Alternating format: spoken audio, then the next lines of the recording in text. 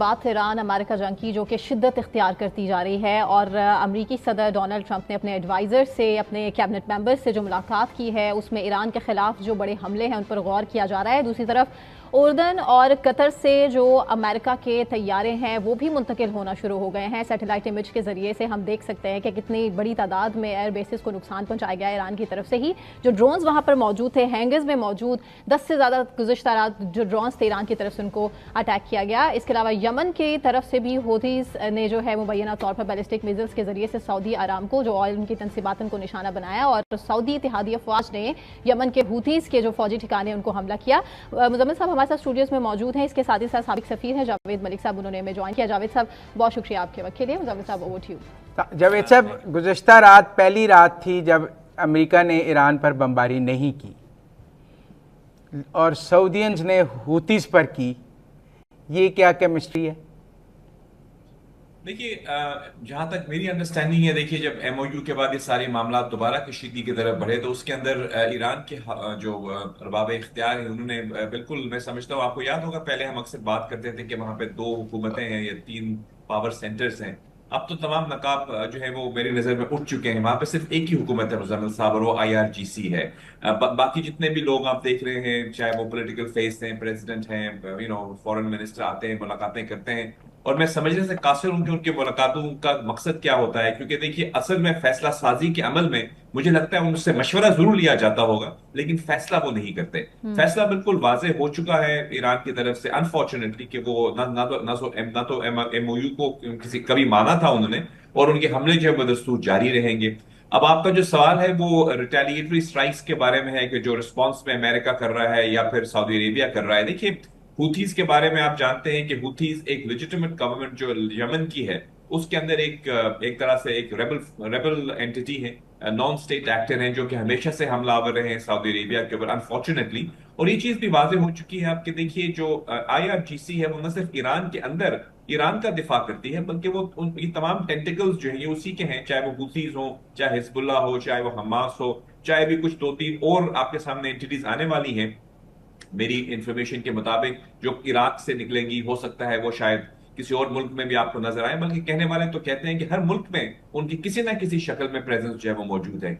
अभी बरतानिया ने हाल ही में आईआरजीसी को, जो आप जानते हैं, प्रोस्क्राइब भी किया है। इसी तरह कुछ लोग ये भी कहते हैं कि मुख्तलिफ ममालिक के अंदर आपको नजर आएंगे वो। तो ये जो हमला आप तक जिसका जिक्र कर रहे हैं, ये रिस्पॉन्स था उस हमले के जो सऊदी अरेबिया के ऊपर किया गया, उनके एयरपोर्ट के ऊपर किया गया। अनफॉर्चुनेटली सऊदी अरेबिया तो इस तमाम जंग में आप जानते हैं उन्होंने स्ट्रेटेजिक रिस्ट्रेंट दिखाई है, वो कि उनके पास, मैं ये नहीं समझता कि कुछ लोगों के मुताबिक कुछ कहते हैं वो, सऊदी अरेबिया के पास तो कैपेबिलिटी भी है, एबिलिटी भी है और स्ट्रेंथ भी है। उनके पास टेक्नोलॉजी भी है, उनके पास आर्म्स भी हैं, पाकिस्तान के साथ किया गया डिफेंस पैक्ट भी है जिसको वो किसी वक्त भी एक्टिवेट कर सकते हैं। लेकिन इन तमाम चीजों के बावजूद सऊदी अरेबिया ने एक रिस्ट्रेंट दिखाई, हाँ, लेकिन जवाब में हूथीज ने भी अरामको पर आज और उनके जजन पर अटैक की बैलिस्टिक मिसाइल्स चलाए हैं, हूथियों ने भी। जी, मैं आपको यही तो कह रहा हूं कि डिस्पाइट द फैक्ट कि सऊदी अरेबिया रिस्ट्रेंट दिखाता आया है, उसके बावजूद वो देख रहे हैं कि जो न सिर्फ ईरान की तरफ से हमले हुए, उनकी शिप्स पे हमले हुए, बल्कि जो टेंटिकल्स मौजूद हैं यमन के अंदर वो भी हमला आवर हैं सऊदी अरेबिया के ऊपर। तो उम्मीद, ऑब्वियसली पाकिस्तान की प्रेस रिलीज भी आपके सामने है। पाकिस्तान ने कहा कि सऊदी अरेबिया हमारी रेड लाइन है और होनी भी चाहिए। मैं तो समझता हूँ पूरी गल्फ जो है वो रेड लाइन होनी चाहिए पाकिस्तान की, लेकिन सऊदी अरेबिया के साथ पैक्ट है। तो ऑब्वियसली अगर हूथीज इस तरह से हमले आवर होंगे जो हो रहे हैं वो, तो फिर ये मामला जो है मजीद कशीदगी की तरफ ईरान ही धकेल रहा है इसको। और लेकिन बाबुल मंदब खुल तो नहीं सकेगा, जैसे स्ट्रेट ऑफ हॉर्मस नहीं खुल सका वैसे बाबुल मंदब भी नहीं खुल सकेगा। इसका तो कोई हल नहीं है, ना अमेरिका के पास ना सऊदी अरब के पास। मैं आपके साथ बड़े अदब से डिसएग्री करता हूं। देखिए, जो रिस्ट्रेंट का मैं जिक्र कर रहा हूं वो दिखाई जा रही है इवन अमेरिका की तरफ से। अगर अमेरिका चाहे तो वो एक सुपर पावर है, आप जानते हैं दुनिया की सबसे बड़ी आर्मी है, हजारों जहाज उनके पास है, टेक्नोलॉजी जो उनके पास है वो दुनिया में किसी के पास नहीं है। अगर वो उन्होंने उसको अनलीश नहीं किया है तो ये एक उनका एक वॉर स्ट्रेटजी हो सकती है। इसके हवाले से भी दो रुख है, उस पर हम बात कर सकते हैं। कुछ लोग ये भी समझते हैं मुजम्मिल साहब की जो डिले हो रहा है, जो बजाहिर हमें ये लगता है कि ईरान किसी हद तक जो है इसके अंदर वो होल्ड किए हुए है उसको, क्या कहते हैं, स्ट्रेट ऑफ हॉर्मुज को या बाद में बाब अल मंदब को, तो कुछ लोग एनालिसिस ये भी कर रहे हैं वॉशिंगटन में, बहुत बहुत ही जो ऑब्जेक्टिव एनालिस्ट हैं वो समझते हैं कि इससे अमेरिका को तो कोई फर्क ही नहीं पड़ रहा। अमेरिका तो दूर बैठा हुआ है ना, एक कतरा ऑयल का जो है अमेरिका यहां से लेता है। नहीं तो फिर अल्टीमेटली अगर आप बमबारी क्यों कर रहा है देखो, स्ट्रेट ऑफ हॉर्मस के लिए?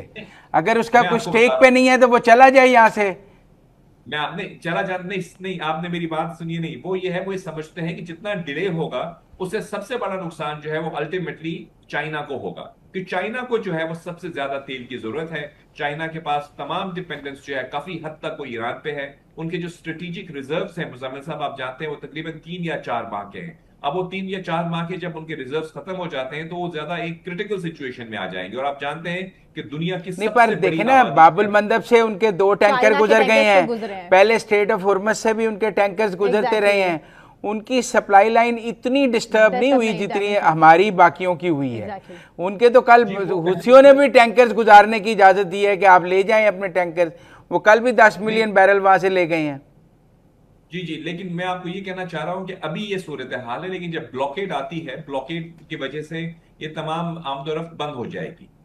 ये क्योंकि ईरान अभी सिर्फ one one one sided blockade करता है। और दूसरी बात देखिए, अगर आप ब्लॉकेड की बात करते हैं या इसको हरमूज की बात करते हैं, तो हरमूज का वो हिस्सा जो कि ओमान के जुरिस्डिक्शन में आता है, उसको उसको स्टॉप करने की तो कोई जवाब नहीं, ना कानूनी, ना इंटरनेशनल लॉ, ना किसी चीज के हवाले से। चले आपके अपने इलाके में आप कह सकते हैं कि जावेद कुछ साहब, पानी उनके ऑल इज पास फेयर आता इन है। Love and war. आज वो ओमान ओमान वाले कल तेहरान बैठे हुए थे, वो ओमान वालों की बात नहीं सुन रहे। वो कहते हैं ओमान वाला हिस्सा भी हमारा है, तेहरान कहता है। नहीं, अब ये देखिए, ये तो फिर मानू ना मानू, मैं किसी की बात ना मानू, ये तो फिर ऐसे तो नहीं चलता। ये तो फिर आप अगर कह रहे हैं कि मैं जो मैं कहूंगा वो होगा, तो दुनिया आपके आपके विंग्स पे तो नहीं चलेगी ना मुजम्मिल साहब। पा, आप तो देखिए, अगर पावर अगर स्पीक्स, आप वो कहते हैं पावर टॉक्स टू पावर। वो कहते हैं वी आर दी पावर, हमसे बात करें, America is not the power.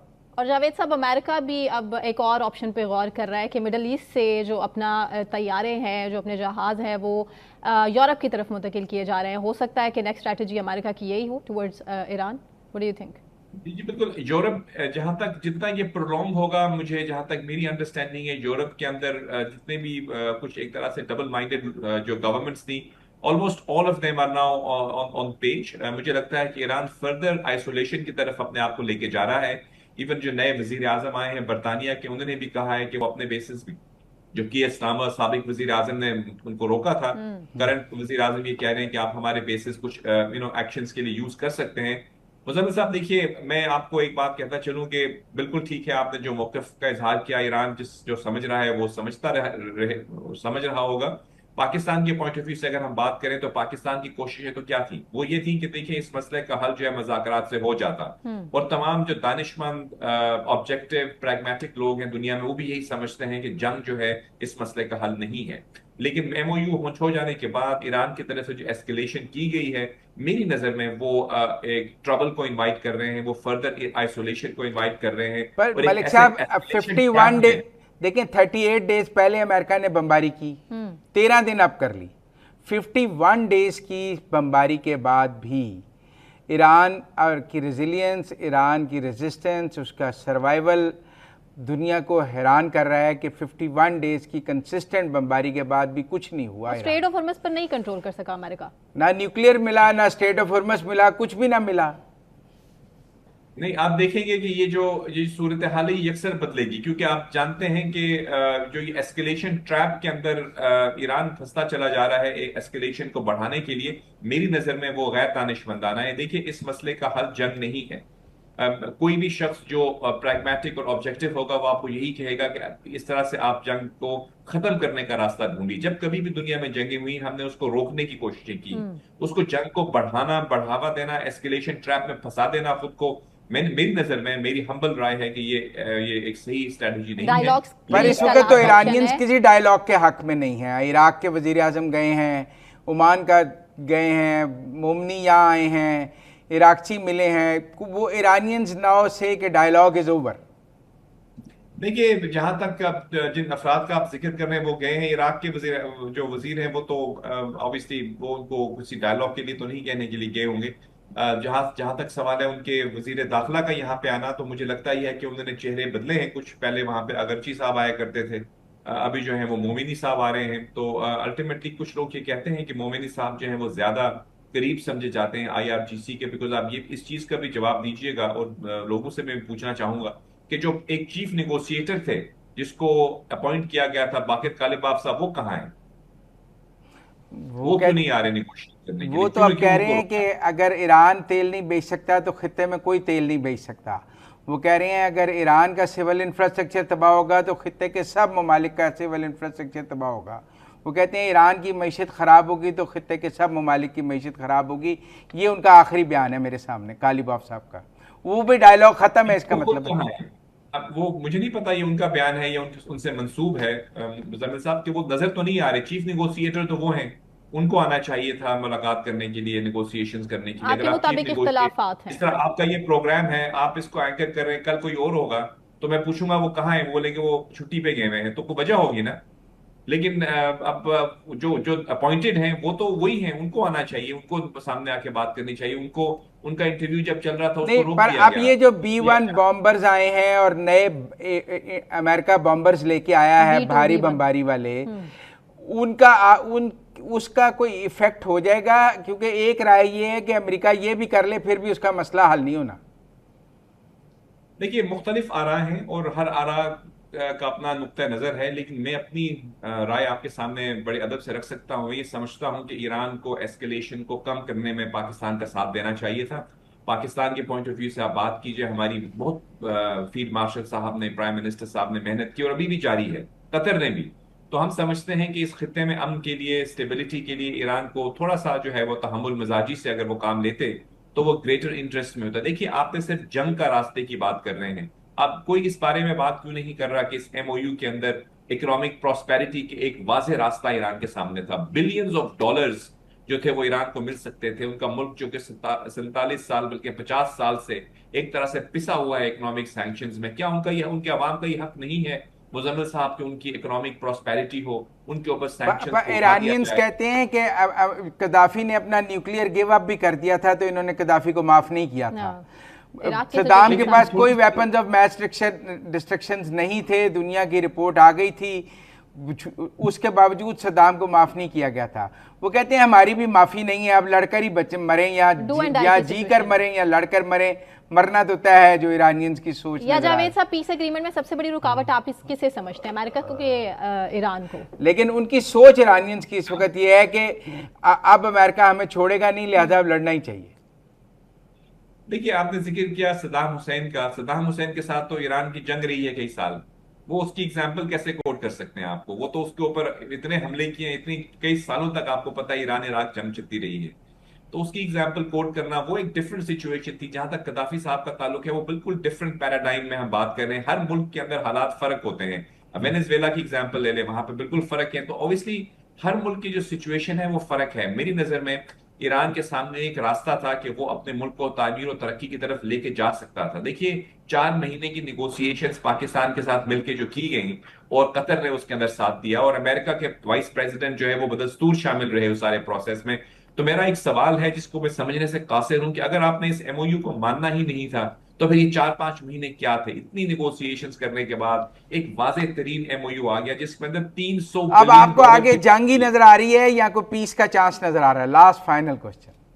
मेरी उम्मीद है कि ये अभी भी वहां पे जो दानिशमंद तबके हैं ईरान के अंदर, प्रैग्मेटिक्स हैं, वो रेडिकल्स पर प्रिवेल करेंगे और किसी हद तक जो उनके सुप्रीम रहनुमा हैं वो इसको अगर तायद कर दें तो जंग को रोक देना ही ईरान के और ईरान के अवाम के लिए बेहतर है। देखिए, हम ईरान और ईरान के अवाम को, एक ईरानी रजीम है, एक ईरान के अवाम है। ईरान के अवाम चाहते हैं कि जंग रुके। ईरान के अवाम चाहते हैं कि वो इकोनॉमिक प्रॉस्पेरिटी की तरफ जाएं, उन पर सैंक्शंस उठें। वहां के नौजवान भी चाहते हैं कि उनको अपॉर्चुनिटी मिले एम्प्लॉयमेंट की, एंटरप्रेन्योरशिप की, वो दुनिया की जो मंडियां हैं उन पर रसाई हासिल कर सके, उनका जो तेल है वो दुनिया खरीद सके, उनके ऊपर सैंक्शंस उठ सकें। ये ईरान के अवाम की तर्जुमानी है।